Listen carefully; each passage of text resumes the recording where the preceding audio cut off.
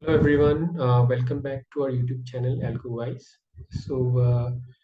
Mainly because it's the results season, quarterly results season, so will be discussing the quarterly results of various companies. And in the last video, as you might have seen, we discussed about HDFC Bank. So now in this video, we have Pratik with us, and we'll be discussing the quarterly results of Federal Bank. So Pratik, can we start? Sure, Kuljan.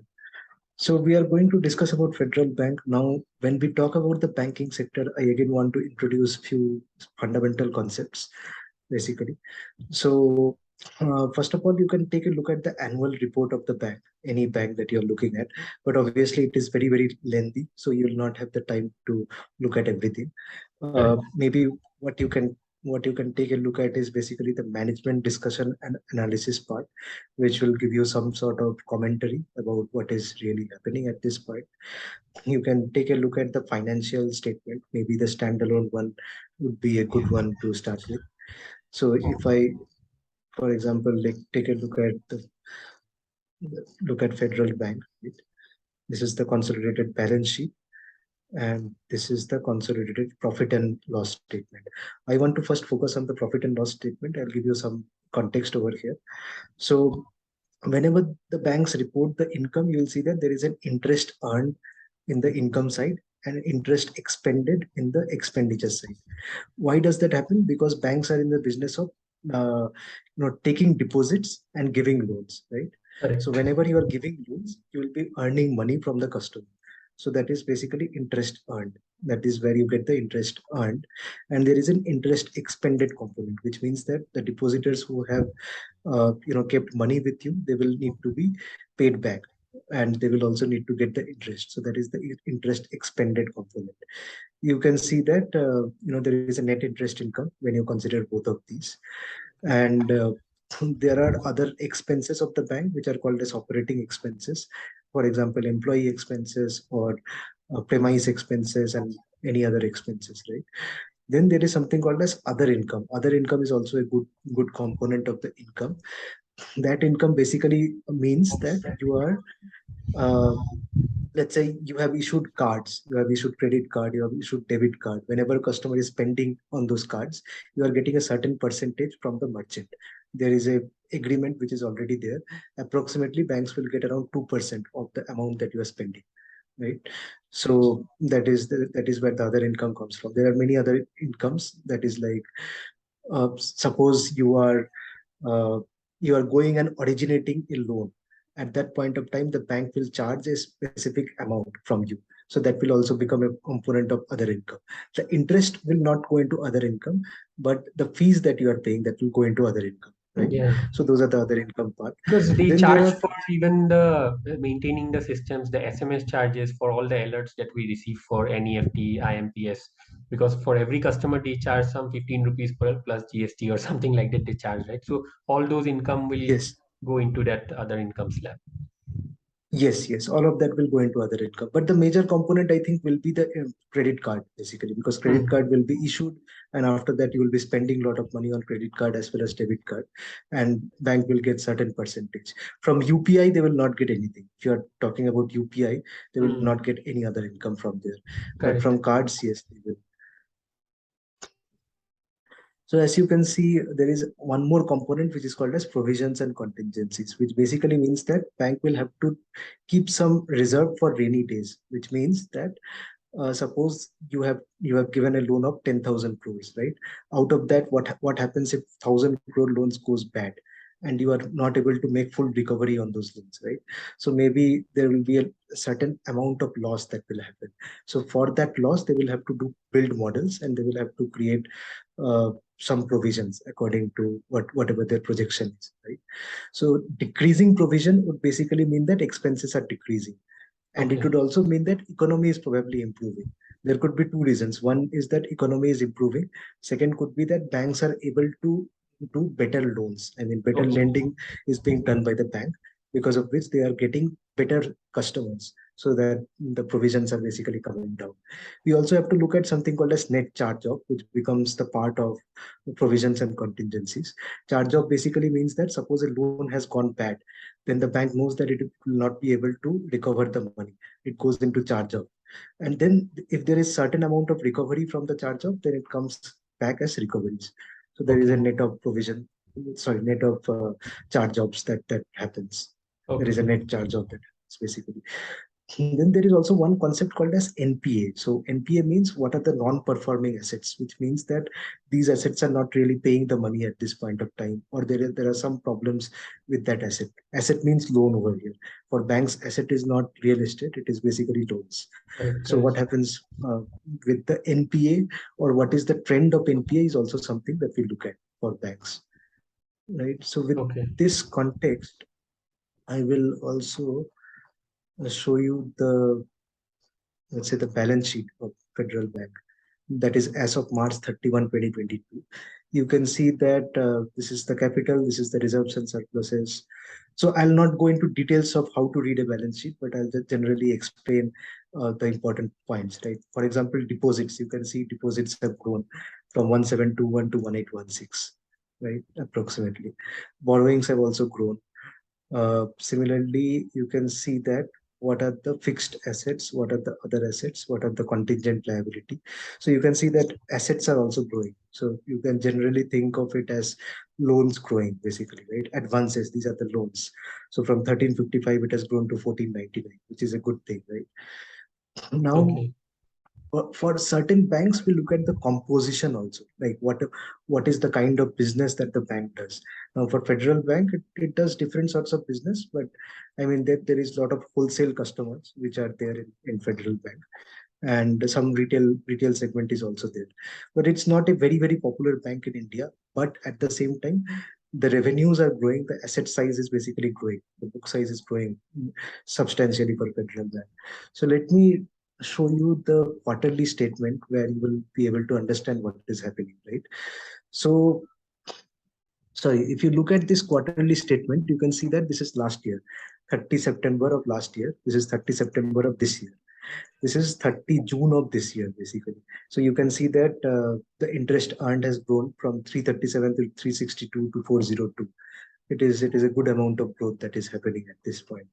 Yeah. Then you can see other income has also grown. Generally, it has grown from 49 to 60. Interest expended obviously will grow because your deposit size is increasing. Operating expenses have grown, but let's look at the operating profit. That is an important metric to look at. You can see that last year it was 91. This year in June it was 97. Now it is 121. Substantial That increase, jump more is, than yeah, 50. substantial. Yeah. Correct. Yes, yes. And at the same time, you can see that provisions have generally declined, like 29. Last quarter it was even lesser, like 16. This quarter it is 26, basically. Okay, so the provisions are sort of stabilizing, if not decreased, it has at least stabilized. So you can also see that net profit has increased substantially over the year, almost a 50% jump in net profit, right? Sorry, profit from ordinary activities, and even net profit has jumped like around 50%, Yeah. From which is as compared to substantial last year. Yes. as compared to last year. Yes, yes.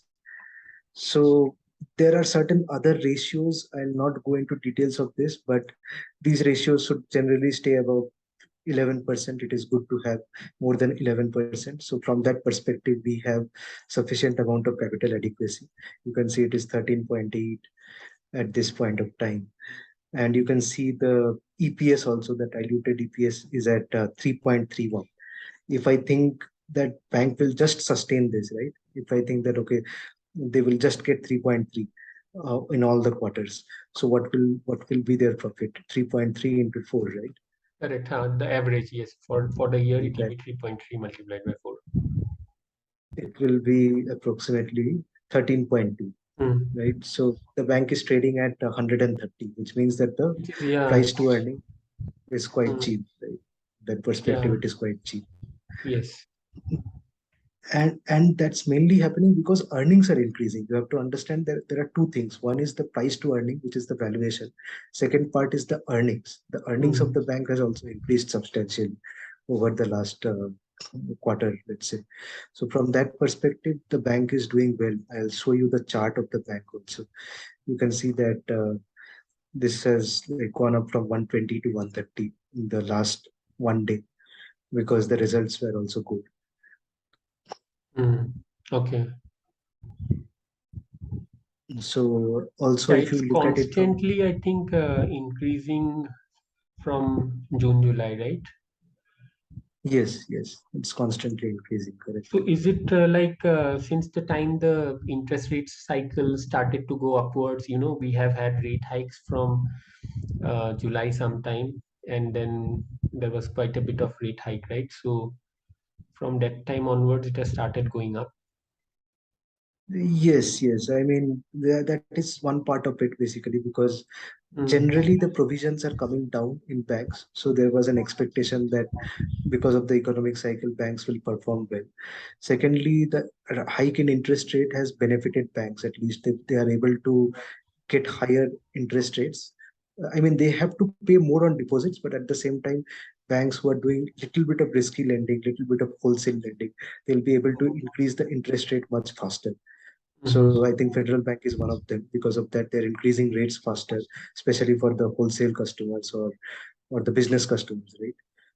So Even from the that perspective, segment-wise exposure also we can see in the retail balance sheet, right? Wherein they have like whether it's retail, how much percentage is retail, what percentage is corporate, or what percentage is some other sector, maybe something like that. yes, yes, definitely. I think the best way to look at it will be management discussion and analysis. You will have to look through that to understand what Mm. really is happening. What is the business strategy? They're Mm. talking about business strategy and they're talking about what kind of assets they do. What is the retail advances, for example? Here you can see that retail advances are, uh, let's say, 44,000 crore, and business banking is 12,000 crore. Agricultural advances are also there. Mm. So Correct, correct. there is Yeah. some gold loan, commercial banking, corporate banking. Gross advances are like 147. So roughly you Okay. can say 30, 33, 35% is retail. Retail, huh? Uh, Yeah. Agri is maybe 10%. No, not 10%, but 15%. Rest is business. Rest is Yes. some sort of business banking. Yes. So in those segments, basically the rate hikes will have a lot of impact. They will increase the rate much faster. So with rates increasing, there are two things. One thing is banks will be able to make more profits, but at the same time, the credit demand may come down. That has not Yeah, that happened yet. is. It has not happened yet, but see, anyways, we have had a continuous, upward of interest rate cycle, right? So in that case, maybe if we consider the next 3 months, automatically that demand will be somewhat subdued, right? What I think, little bit Yes, subdued it yes, should be, right? Because and there are still discussions going on that they might do another rate hike. RBI might do another rate hike in the month of December. So yes, yes. I mean, the rates have increased substantially, and correct, especially for the business customers, even for the mortgage customers, it will have a lot of impact. And I correct. think there will be some moderation in demand. We cannot say that demand will crash, but there will be some moderation in demand, because of which the balance sheet size may increase slower. But at the same time, we have to see that, let's say, if you are lending on the mortgage side, the prices are going up, right? If the prices have gone up, people will still have to take some loan, even if the loan demand on an on a let's say people were taking 10,000 loans earlier, maybe they are taking 9,000 loans, but those 9,000 loans itself Yeah, I will have higher understood that. ticket size, Yes, the right? unit size will be higher basically. Yes, yes. Mm. So the loan growth will still be there. Maybe there will be moderation in loan growth, but loan growth will still be there. The only black swan event that can happen is that global financial crisis. If at all there is a global crisis that basically is driven by, let's say, Fed or the USA, wherein because of the Fed rate hikes, there's a major default event that happens. If those kind of things happen, then there might be an impact on the overall demand. Otherwise, I think demand will stay robust, and Federal Bank looks like a good bet. Maybe on Monday you will see that prices will go up further. But if at all there is a small correction, maybe that can be used as an opportunity to buy Federal Bank. Because as we Oh, can see, the valuations are quite reasonable. The bank is growing substantially fast. And if at all the global situation permits, the Federal Bank will be able to do much better from here. okay, okay, okay. Fine. So there might be a gap up tomorrow or whatever it is. Yes, yes. Let's So see, but Fed, yeah. yeah, Oh, hmm. Okay. Fine. So okay. So we'll end this video here only, and uh, I think for this much insight is pretty nice. And then as we'll be continuing with other videos of quarterly results of other companies, and then we'll take up. I think that again we'll keep it as a surprise. What's the next company? sure, sure, Kalyan. Okay, fine, Pratik. Then see Thank you in you. the next video. Sure, thank you. Thanks. Bye.